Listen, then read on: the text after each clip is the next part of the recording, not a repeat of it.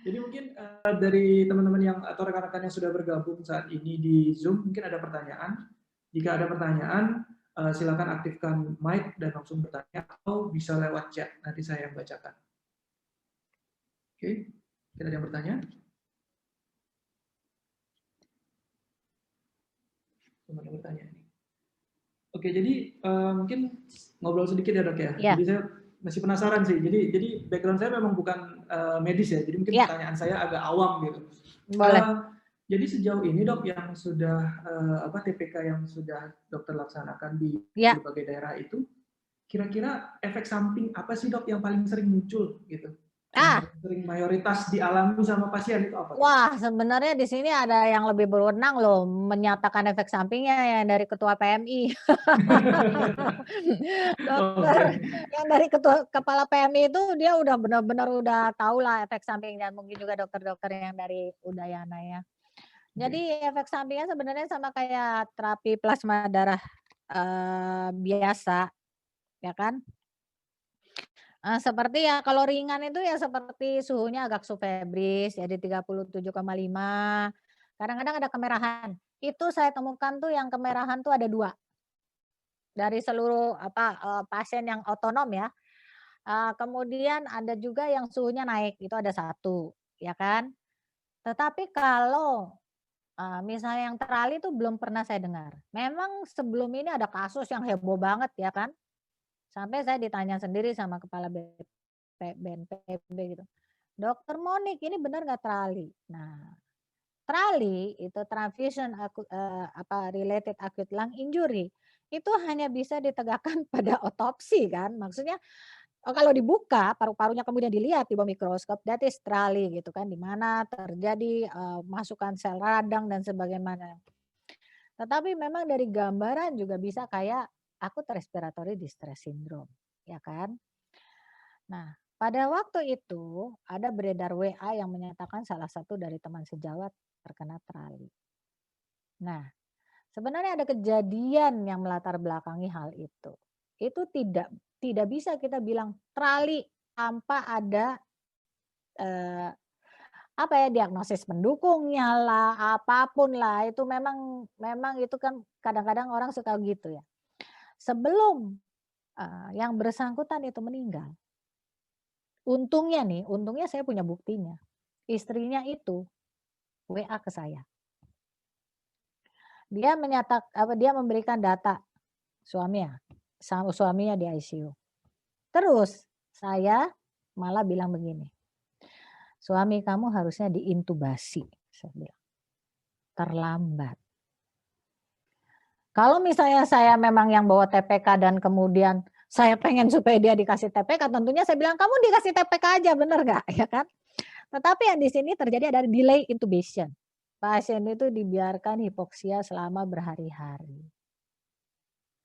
Karena mungkin ada salah satu lah begini saya nggak tahu ya, dan saya juga tidak mau tahu. Tetapi sebenarnya setelah saya buka hal itu kepada instansi yang terkait yang mempertanyakan itu ke saya, ya udah selesai itu beritanya. Jadi yang saya ingin jelaskan di sini adalah kita sebagai tenaga medis itu klinisi, ya kan? Saya juga kalau teman-teman saya lagi curcol, aduh gimana dok, kita ini klinisi.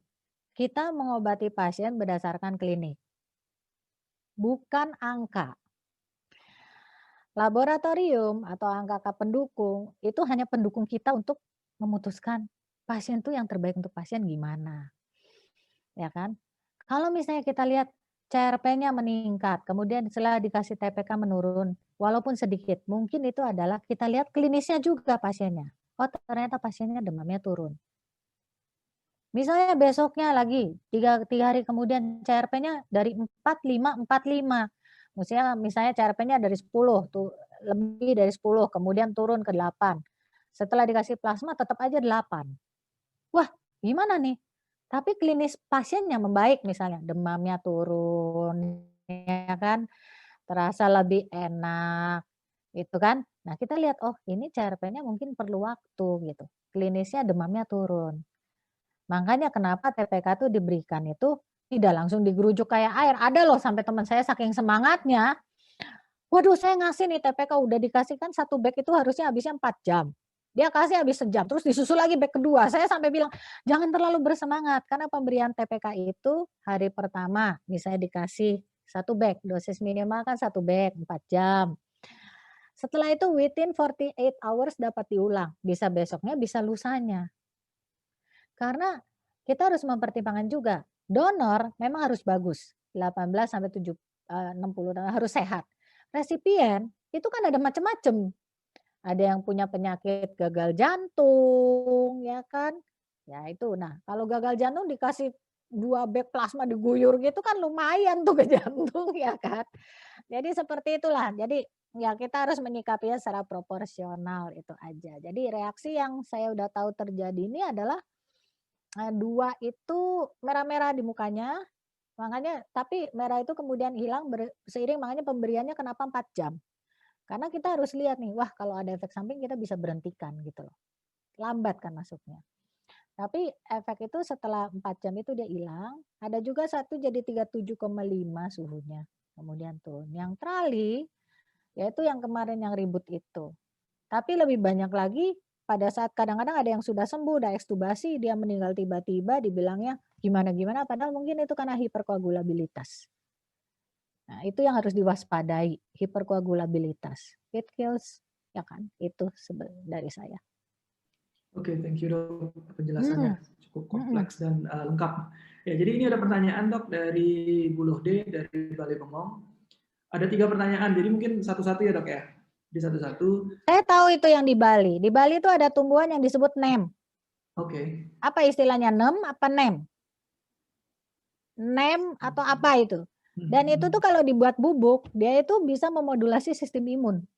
Jadi iya kan, kalau nggak salah loh, kalau teman sejawat yang ada di sana tuh, apa pohon nem ya kalau nggak salah, nem apa nem, itu ada di Bali dan ada di India. Intaran, Dok. Ah itu ya itulah. Saya nggak terlalu familiar ya, benar ya, ada ya. Nah itu tuh katanya sih kalau dijadiin bubuk ya kan, dia itu bisa apa sih, memperkuat atau, mendukung sistem imun katanya ya kan. Nah tetapi selain dari itu kita juga harus, kalau udah yang sakit itu ya memang untuk antibodinya ya dengan terapi plasma. Nah vaksin dengan terapi plasma itu sebenarnya bukan merupakan hal yang bertentangan loh, banyak sekali orang salah di sini. Jadi vaksin itu sebenarnya untuk proteksi yaitu diberikan pada orang yang sehat. Plasma itu diberikan kepada orang yang sakit fokusnya, walaupun dia bisa jadi proteksi. Karena proteksi antibodi instan dari plasma itu hanya bertahan 1-4 bulan. Saya kurang tahu apakah vaksin itu bisa lebih lama, kemungkinan lebih lama karena dia vaksinasi aktif. Kalau nggak salah saya dengar 6 bulan sampai setahun. Cuma yang harus kita perhitungkan adalah seperti ini. Saat ini vaksin itu dalam fase klinis ketiga. Fase klinis ketiga diasumsikan berhasil kalau perbandingan antara kelompok placebo dengan kelompok yang diintervensi atau yang dikasih bakal vaksin, itu kalau nggak salah 25-30% perbedaannya. Placebo kan pasti 0 antibodinya. Nah kelompok yang dikasih vaksin ini kira-kira perbedaannya 25-30%. Ya kan, atau 25-30 dalam rasionya. Jadi kalau misalnya efektivitasnya di sini 35%, ada yang menghasilkan antibody itu sudah diasumsikan fase ketiga itu diasumsikan efektif. Walaupun WHO dan CDC sendiri menetapkan bahwa 50%. Nah, kita di sini jadi mikir ya, setelah fase klinis 3 kan keempat. Saya sangat mendukung vaksin. Karena memang sepanjang dilakukan secara baik dan benar itu memang akhirnya kita akan menuju ke vaksin. Ya kan? Cuma yang pertama itu fase kliniknya dengan asumsi keberhasilan sekian. Yang kedua adalah jumlah penduduk kita 267 juta jiwa. Ya kan? Nah, bagaimana distribusi harus mencukupi juga. Jadi sebenarnya mungkin tidak kalau misalnya 267 juta dilihat yang sehat dan kemudian distribusinya itu bisa tercapai dalam waktu 6 bulan ataupun sekitar segitu ya itu bisa sangat bagus ya. Tapi kita juga harus memperhatikan kondisi negara saat ini. Jadi sebenarnya vaksin diberikan kepada orang sehat, TPK diberikan kepada orang yang sakit dan bisa saling membantu. Misalnya pada daerah-daerah yang kan yang pertama pasti diprioritaskan tenaga medis. Ya, kedua itu orang-orang yang komorbid mungkin, ya kan? Nah, tetapi vaksin itu tidak akan bisa menjangkau langsung. Kalau orang yang udah sakit dikasih vaksin ya gimana gitu kan? Ya kan? Orang yang udah sakit dikasih plasma, orang yang sehat divaksin. Lama-lama itu semua itu akan berjalan beriringan dan hasilnya akan baik. Ya kan gitu. Nah, jadi kalau ditanyakan Dok Mo, apakah bisa saling membantu? Jelas membantu, gitu kan? Jelas membantu. Karena terapi plasma itu bisa mengcover orang yang sakit, yang tidak bisa diberi vaksin. Vaksin bisa diberikan kepada orang yang sehat untuk mencapai kekebalan dalam satu periode waktu tertentu. Kalau di daerah terpencil yang belum ada vaksin, pakai apa ya? Udah pakai plasma aja dulu. Pelan-pelan semuanya kan bisa di-cover. Nah, seperti itu. Dan plasma itu kan bisa disimpan dalam waktu yang cukup lama. Itu. Nah, ini yang pertanyaan nomor 1. Nomor 2, ya, saat ini memang seluruh obat-obatan penata laksana ini berdasarkan SAR. Kayak remdesivir. Remdesivir itu merupakan RNA polimerase inhibitor. Dia tuh menghambat kerjanya RNA polimerase. Iya kan? Nah, di sana itu makanya dipakai untuk virus-virus RNA polimerase. Dan SARS-CoV-2 itu merupakan virus RNA. Ya, itu jawabannya. Nah, kalau misalnya apakah TPK bisa disebut pengobatan? Ya bisa. Ini adalah salah satu bentuk pengobatan terhadap COVID. Seperti yang sudah dijelaskan, kalau pada COVID yang sedang, ya mungkin ada remdesivir atau antivirusnya, ada imunomodulatornya, misalnya suplemennya, ada terapi plasmanya. Kalau sudah ada badai sitokin, ya ada yang kortikosteroid, kalau misalnya yang secara umum, yang secara spesifik interleukin 6 inhibitor, tocilizumab. Actemra yang sekarang lagi 0,0 semua orang cari nggak ada, ya kan? Jadi itu adalah merupakan suatu kita harus mengatasi berbagai seginya gitu ya. Jadi secara kombinasi.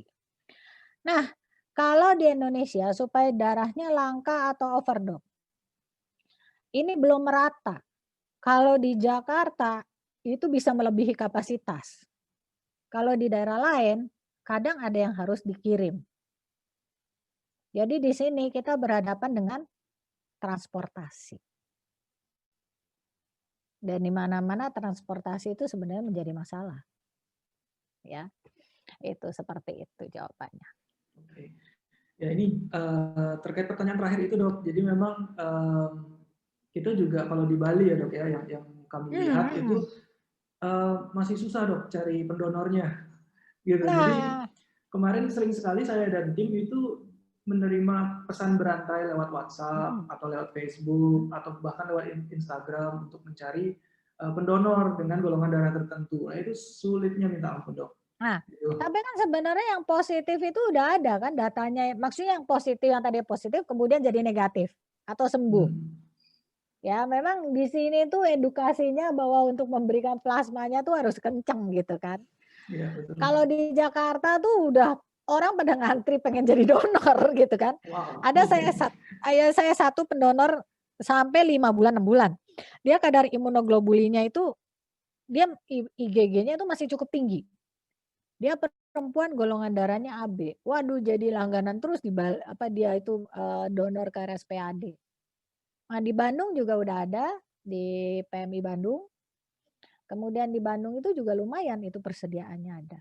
Gitu. Makanya kenapa saya selalu bertanya menjawab bahwa kali ini difokuskan untuk pasien dulu, bukan untuk proteksi. Nanti kan bisa dipakai secara bersama dengan vaksin saling melengkapi kan. Dan menurut saya itu bagus gitu. Ya. Itu. Oke, nah ini yang terakhir, mungkin pertanyaan terakhir ya Dok ya, karena waktu kita agak terbatas. Nah ini pendonor yang sembuh mudah untuk dilakukan pelacakan. Ini sebenarnya kembali kepada pihak masing-masing rumah sakit loh. Kan rumah sakit kan ada rekam medisnya. Pasti ada data pasien sembuh. Nah, itu yang sebenarnya harus digalakkan. Bisa. Yang dari Jakarta itu pernah dikirim ke Kalimantan, kemudian ke Makassar kalau nggak salah, kemudian ke Semarang, Surabaya, itu udah pernah dikirim. Tapi yang dari PMI Sidoarjo pernah ngirim juga balik ke Jakarta. Jadi saling mengisi. Itu bisa. Gitu. Kalau misalnya di RSPAD dengan Dokter Nana, kontak personnya. Saya bisa kasih. Oke. Oke, karena waktunya terbatas, mungkin masih banyak pertanyaan ya dari rekan-rekan sekalian. Nanti mungkin bisa follow page-nya Dokmo ya. Dokmo tadi pagi baru buat page ya. Aduh, saya tuh sampai harus bikin fanpage karena dalam beberapa nggak tahu kenapa, karena dalam beberapa hari terakhir ini itu yang nambah itu minta pertemanan, saya juga sampai sakit kepala gitu. Ya ampun, ini udah klik-klik aja gitu, udah dari itu 500 udah langsung plek 5.000. Jadi saya dengan sangat terpaksa harus bikin fanpage karena di situ biasanya saya kasih tahu jurnal-jurnalnya apa gitu bisa di-share dan ada cerita dari pasien-pasien gitu. Itu seperti itu sih. Ada dasarnya, semuanya dasarnya valid. Cuma kadang-kadang pasien-pasien yang kasih cerita itu nggak mau disebutkan namanya, jadi inisialnya aja. Kadang-kadang itu kan pasti buat sebagian orang ini benar apa enggak sih, tapi memang semua arsipnya ada. Gitu. Oke, terima kasih Dr. Monica penjelasannya, dan mungkin bagi rekan-rekan yang masih ada pertanyaan bisa langsung ke fanpage-nya Dr. Monica. Baik, kita akan lanjutkan acara berikutnya, yaitu adalah launching dari platform Sedarah Bot namanya. Itu adalah bentuk kolaborasi antara PT Bangun Inovasi Teknologi dan Media Bali Bengong, di mana platform ini bertujuan untuk mempermudah pasien COVID-19 dan keluarganya untuk menemukan pendonor di jarak yang paling dekat atau di sekitarnya. Gitu. Jadi untuk bisa mengakses platform ini, itu bisa diakses di sedarahbot.bithouse.id. Nah, jadi kami akan menampilkan tata cara penggunaan dari platform ini. Dan platform ini 100% tidak dipungut biaya. Jadi pasien dan pendonor bisa menggunakan platform ini seperlunya, dan kalau bisa datanya tidak disebar begitu. Jadi kami akan menampilkan Nah, ini adalah tata cara penggunaan Sedarah Bot. Untuk saat ini kami menggunakan platform Telegram dan website untuk mengakomodir kebutuhan atau mengakomodir proses pencarian pasien. Oke, silakan di play.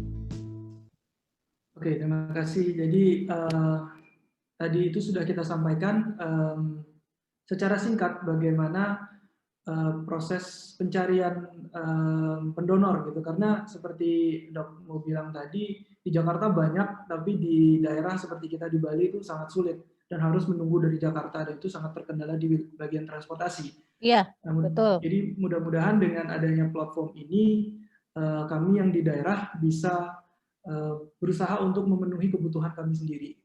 Nah, jadi berikutnya saya akan memberikan kesempatan kepada partner kami, yaitu adalah Bali Bengong, mungkin dari Bu Lode, untuk memberikan sedikit sambutan terkait dengan kerjasama ini, Bu Lode. Silakan, Bu Lode. Terima kasih banyak, teman-teman. Perkenalkan, nama saya Luhdi Suryani. Saya salah satu penunggu Bali Bengong. Bali Bengong adalah media jurnalisme warga di Bali. Dia sejak pandemi ini menerima banyak sekali pertanyaan dan diskusi terkait COVID-19. Halo, apakah suara saya terdengar? Iya. Oke. Banyak sekali pertanyaan dan interaksi tentang pandemi ini, terutama lewat medsos di Twitter @balibengong. Salah satunya tentang ini ya, TPK ini. Sementara yang kami dapat adalah permintaan atau pencarian calon donor gitu. Nah, sebagai orang awam, bukan tim medis ya, kita bergerak di bidang edukasi gitu ya, media dan literasi. Jadi kami berusaha juga mencari tahu apa itu TPK, kemudian entah bagaimana teman-teman di Beat House anak-anak muda programmer ini ternyata punya inisiatif yang menarik sekali, dan kenapa tidak gitu. Kenapa tidak kita kolaborasikan agar makin mudah warga mengakses pengobatan TPK ini, karena memang banyak sekali mention gitu ya, permintaan donor gitu. Sebelumnya di Bali Bengong itu yang selalu rutin adalah permintaan donor biasa ya gitu. Dan itu kan ada beberapa teman yang memiliki aplikasi, misalnya Blood for Life gitu, yang mensupport permintaan donor warga ini. Nah, di TPK saya melihat ini yang dibutuhkan gitu. Saya nggak tahu, mungkin Dokmu mungkin bisa ngasih perspektif juga ya, apakah platform ini akan membantu. Karena sejauh yang saya lihat dengan cara-cara yang sederhana, sebenarnya warga bisa mencari calon pendonornya di jembatan ini yang bernama Sedarah gitu sih. Itu sekilas dari saya. Mudah-mudahan Bapak Ibu dari Dinas Kesehatan Provinsi Bali, PMI Bali, dan Dokmu bisa memberi respon dan feedback untuk mengembangkan platform ini. Terima kasih. Baik, terima kasih Bu Lode. Jadi itu sudah disampaikan oleh Bu Lode terkait dengan background atau sejarah kenapa akhirnya kita memutuskan untuk berkolaborasi untuk membangun platform ini.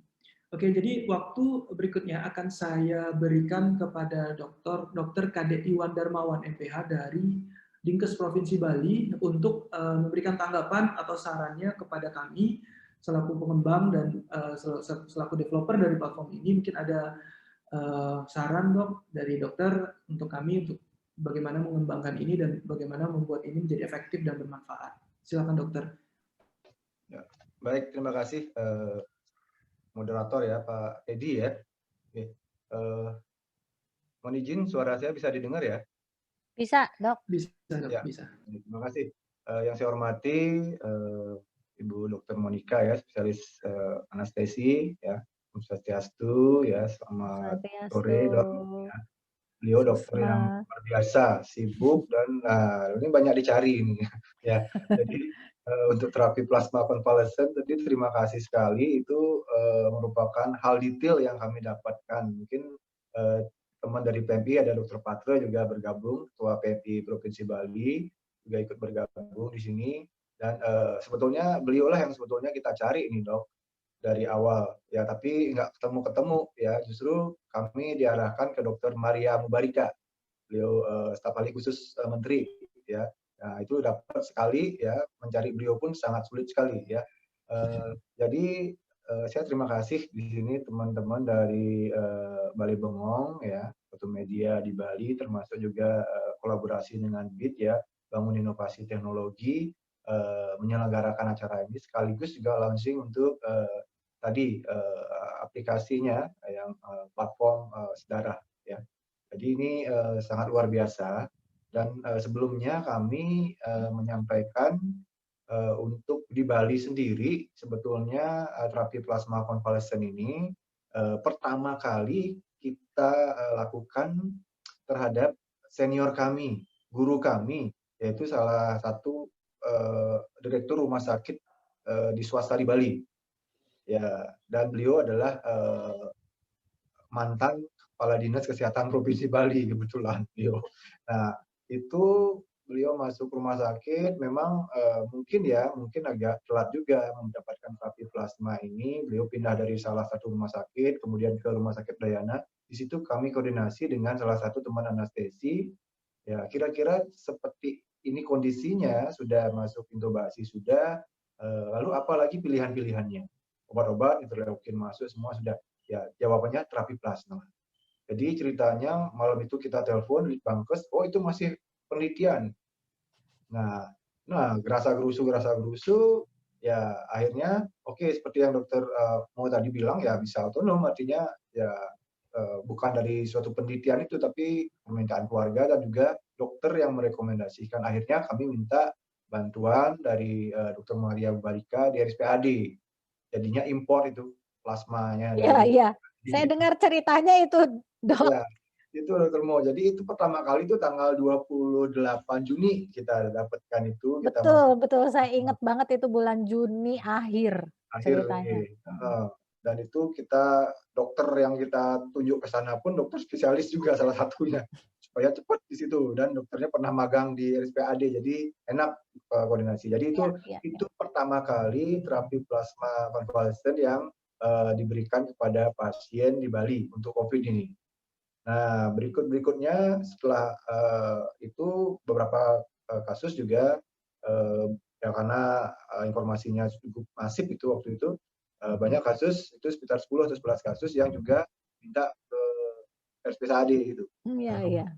Karena peningkatan permintaan seperti itu, kita kumpul-kumpul ini dengan PMI, dengan RSUP Sangla, dengan Dekan Fakultas Kedokteran, UNUD tenaganya bisa melakukan terapi plasma. Terus untuk melakukan apresis, alatnya ada di Sangla. Kenapa nggak kita melakukan seperti itu? Akhirnya ya kita siap. Seminggu kemudian itu kita siap. Namun ternyata yang tadi disampaikan oleh Pak Edi juga, teman Bu Lode juga, itu donornya yang susah gitu loh. Akhirnya ya untuk dari Pak Dekan sendiri mensupport ya, karena ada kasus-kasus nakes tenaga kesehatan kita ya, dokter spesialis yang pernah kena itu menjadi donor pertama itu tanggal 16 Juli itu yang dilaksanakan di RSUP Sangla. Nah, mulai tanggal itu kita mulai dapat plasma, tapi jumlahnya 1, 2, nah itu mulainya dari nakes. Mungkin dokter gede, Patre, Jaya nanti bisa menyampaikan bagaimana sulitnya pertama kali dari PMI di Bali melaksanakan itu. Ya, hingga saat ini memang terapi plasma menjadi salah satu pilihan. Walaupun di masyarakat banyak yang bilang, oh terapi plasma nggak 100% sembuh, ya pastilah. Yang namanya COVID kan banyak sekali faktor-faktor penentu kesembuhannya. Namun yang jelas dari beberapa kasus itu memang sudah sebagian ada yang sembuh, dan yang tidak sembuh itu pun karena komorbidnya, ada usia tua seperti itu banyak ya. Dan mungkin juga terlambat dalam hal pemberiannya itu. Ya. Untuk saat ini memang di Bali saya sampaikan belum digunakan profilaksis. Ya, niatnya ada. Tetapi jumlah plasmanya sendiri untuk terapi saja kita agak kewalahan, apalagi nanti untuk benar. Betul. Saya bisa mengerti, Dok. Iya. Ke depan tapi bisa, iya, betul. Iya. Ya, jadi itu untuk sejarah lah sedikit ya untuk di Bali untuk terapi plasma ya. Dan teman-teman sekarang dengan adanya jurnal-jurnal apa yang disampaikan Dr. Mo tadi itu mungkin akan kami sampaikan juga ke teman-teman di tingkat level rumah sakit daerah, karena mereka juga minta alat analisis. Nah, mungkin itu alatnya juga akan di dropping dari pusat karena masih dalam bentuk masih inden itu seperti itu. Nah, itu memang kendala saat ini di Bali, tentunya terpusat terapi plasmanya itu adalah di RSUP Sanglah. Ya, jadi dari Buleleng, yang dari Karangasem itu ya lumayan jauh juga. Itu ya, mudah-mudahan nanti ke depan alatnya segera datang, tenaganya bisa dilatih dan bisa mereka laksanakan di masing-masing rumah sakit yang jauh dari Denpasar, dari pusat. Nah, seperti itu. Dan memang kendalanya saat ini terus terang adalah di donor.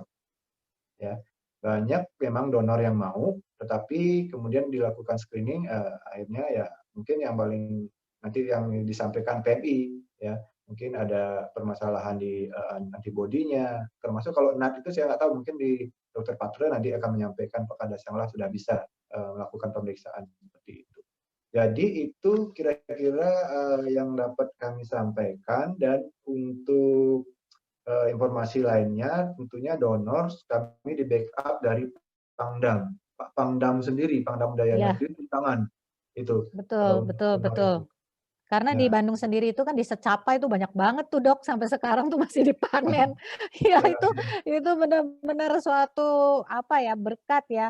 Pokoknya saya yang penting tuh kita menyebarkan karma baik aja ya Dok ya. Maksudnya kita menolong orang aja lah gitu, semampu kita gitu kan, pasti ada yang ketolong juga gitu ya kan, karena ini kan yang penting kita menolong aja gitu, itu Betul, seperti Dok, itu. ya. Jadi semangat aja. Apalagi yang sudah intubasi kritis itu loh. Apalagi nyari gitu. Iya sayangnya tuh banyak yang kalau udah semua coba, udah kritis, udah apa, gimana kalau plasma?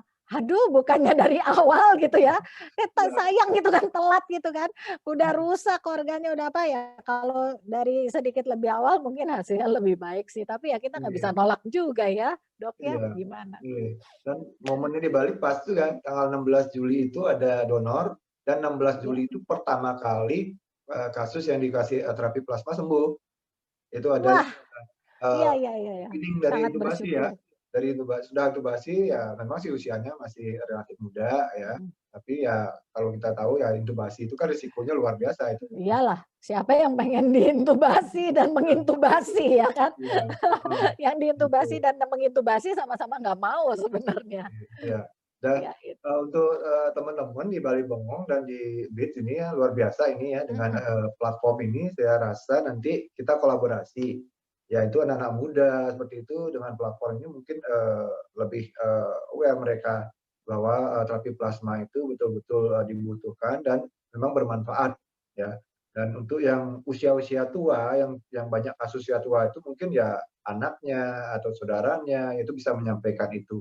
Kalau yang usia tua-tua itu disuruh usia 60, 70 tahun mungkin ya agak gaptek sedikit ya, disuruh ini susah juga. Makanya kita harus kolaborasi teman-teman kami di Puskesmas. Kami sebenarnya buat SK, Dok.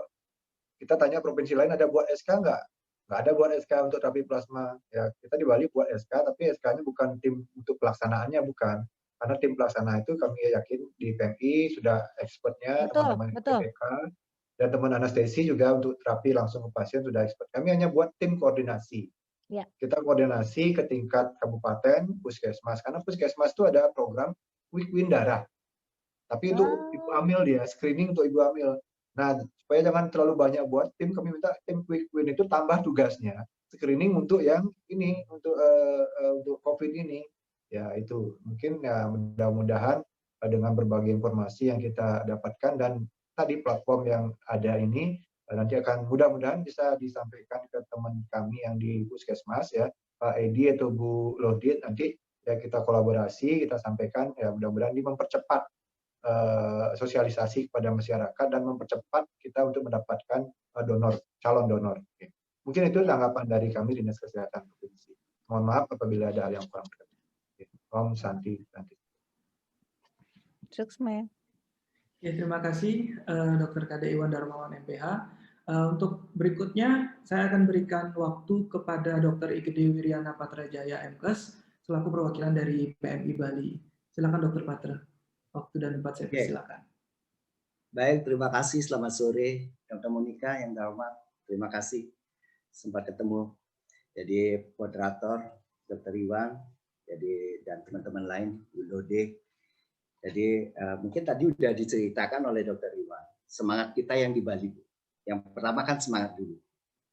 Wah, ini kita tahu waktu itu Dr. Arya yang tim di RSPTN NUT itu secara pribadi saya kenal baik. Jadi beliau mengatakan, ayo kita lihatkan ini. Saya bilang, saya apapun kalau demi yaitu kemanusiaan, kebaikan ya kita coba lakukan. Jadi tadi latar belakang sudah disampaikan oleh Dr. Iwan, dan kami pun juga, saya mohon maaf, saya juga baru bergabung sebagai Kepala Unit Donor Darah PMI Provinsi Bali, yang lokasinya memang ada di RSUP Sanglah. Jadi itu bulan Juni, 17 Juni 2020. Oh, saya setelah 16 menghadapi Juni ya. Betul.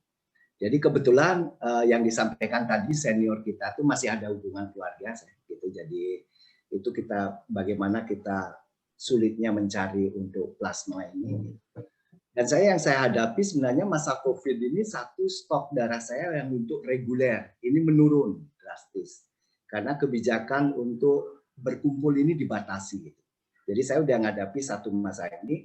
Tapi yang kedua jadi menarik bagi saya karena ini kasus kan belum kita temukan obat yang spesifik untuk COVID. Kemudian pergerakan kasus ini terus meningkat di Bali.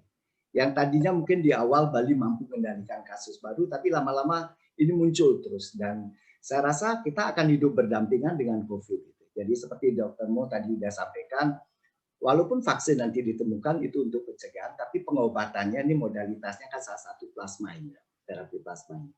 Jadi akhirnya saya bilang sama teman-teman, kita evaluasi internal. Sebenarnya kemampuan kita tuh mampu enggak untuk menyelenggarakan itu. Nah ternyata dok, bersyukur kita mampu secara persyaratan. Seperti tadi yang dokter mau sampaikan itu. Nah kemudian saya juga melihat bahwa potensi di Bali ini kan bukan hanya kami yang di provinsi.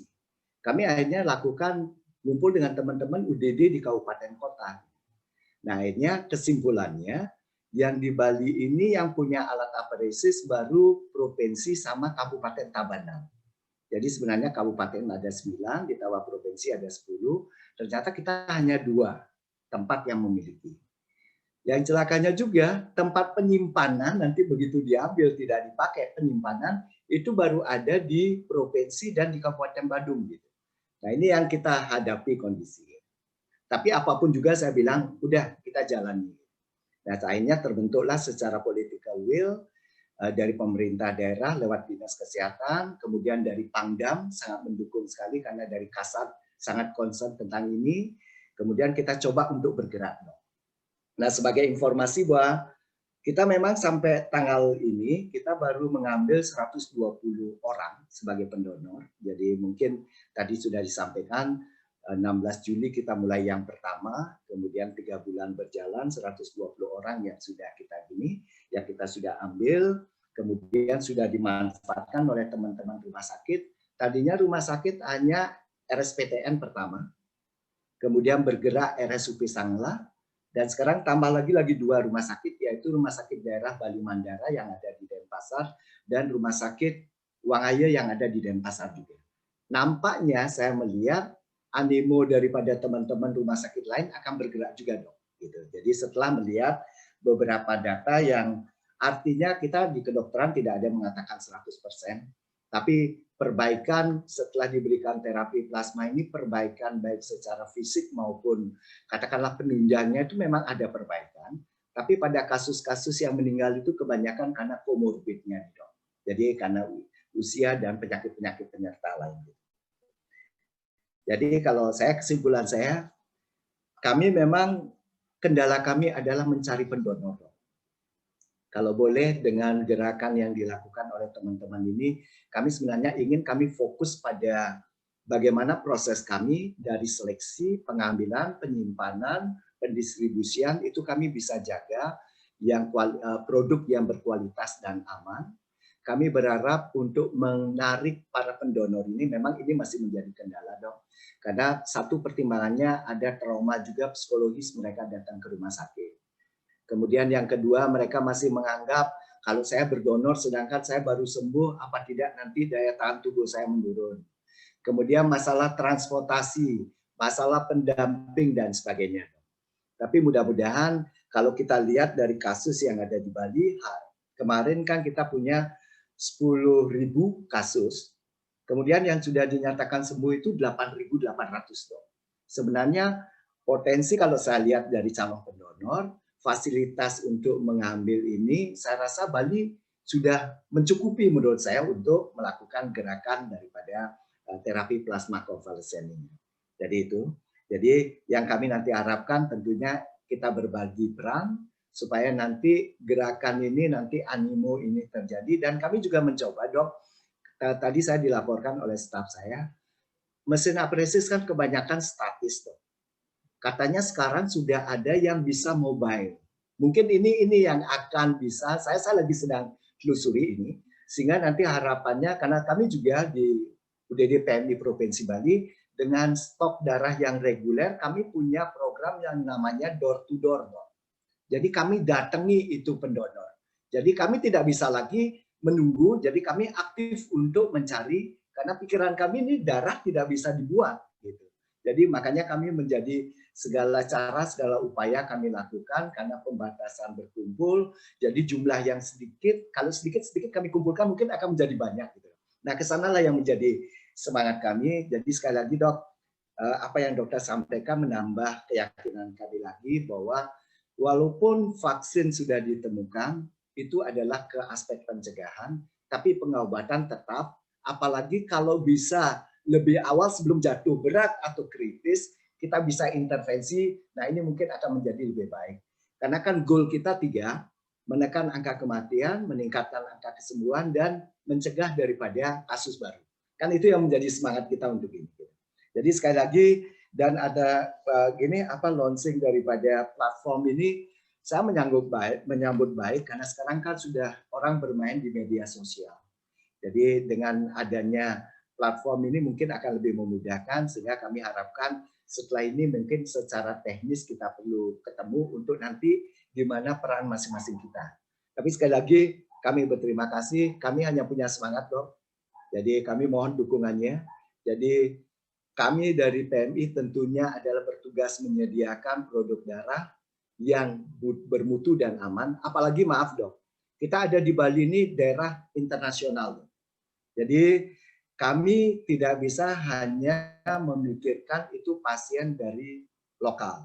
Karena banyak orang asing yang walaupun mereka menetap jangka panjang di Bali, tentunya mereka juga akan mempertanyakan daripada keamanan dan kualitas daripada produk kita. Sehingga proses yang saya mungkin teknis seleksi itu kami coba ketat, walaupun ada dorongan bisa diperpendek, tidak bisa dihilangkan ini. Saya bilang ini sudah persyaratan tidak bisa ditawar, saya bilang gitu. Dan termasuk juga sebelum diberikan kepada pasien, kami pun juga mencoba mengingatkan teman-teman rumah sakit, ayo kita gini lebih waspada, ya, lebih hati-hati supaya tidak terjadi efek samping daripada pemberian transfusi ini, gitu dok.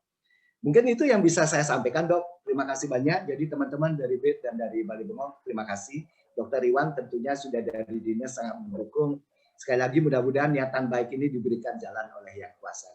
Terima kasih, selamat sore. Susma. Terima kasih Dr. Patra.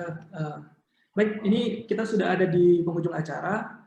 Saya sekali lagi sebelum menutup acara ini, saya ingin mengucapkan terima kasih kepada Dr. Iwan, Dr. Patra yang sudah memberikan saran. Terima kasih banyak juga kepada Dokmo, waktunya dok. Jadi mungkin akan ada sesi berikutnya dok. Untuk teman-teman Saya yang punya sedikit kata-kata untuk Oke, silakan dok. Untuk semua yang di Bali.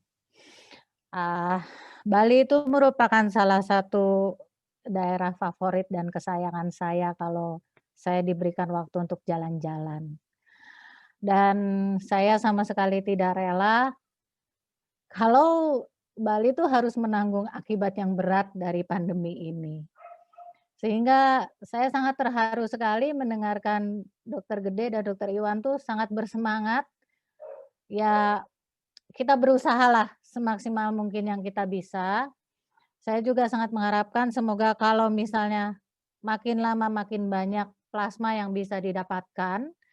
Dan juga dengan sosial media ini dari BIT ini, ekonomi Bali itu bisa jalan kembali.